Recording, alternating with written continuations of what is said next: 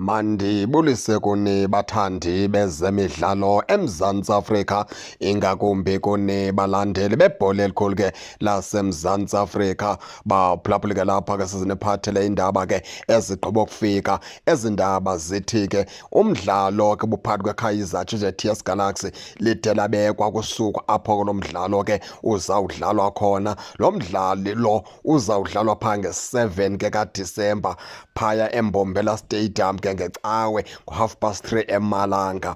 Nizawukhumbula into yokubana ke lo mdlalo lo wawumisiwe ngoba lo mdlalo kwakumele uba udlalwe phaa nge-14 ke kaSeptemba ngenxa yento yokubana ke iKaizer Chiefs ibibhizi kwiCAF Confederation Cup, waze wamiswa lo mdlalo lowo. Kwacaca into yokubana ke ubungakaziwa into yokubana ke uzawudlalwa phi kanjani ngoba iKaizer Chiefs uzothi ga ngoku isebhizi nangoku phaa kwiCAF Confederation Cup. Kodwa ke ngoku PSL ude weza nazo iinkcukacha ke zalo mdlalo.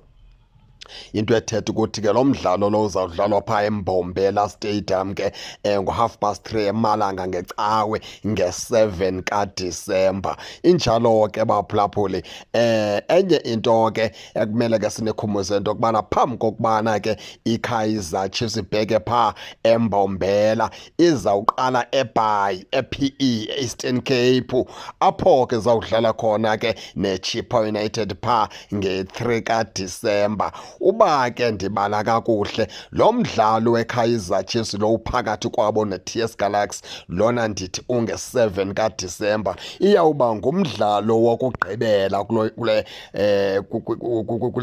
nyaka kweKaizer Chiefs ke, apho bazoke bathatha ibreak khona ngenxa ye-Africa Cup of Nations ezobe idlalwa phaa eMorocco ngoDisemba. Ndicinga uba ke lo mdlalo weKaizer Chiefs ke neTS Galaxy uzoba nge-7 kaDisemba phaya eMbombela Stadium.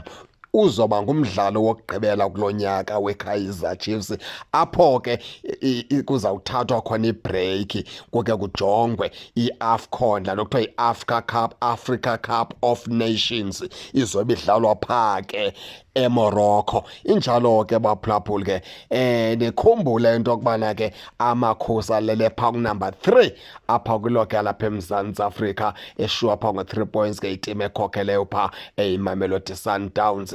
Kaizer Chiefs ke uzothi ga ngoku abafana abadala bazawudlala imidlalo emibini ke eligi, apho ke loo midlalo iza kubanikeza 6 points.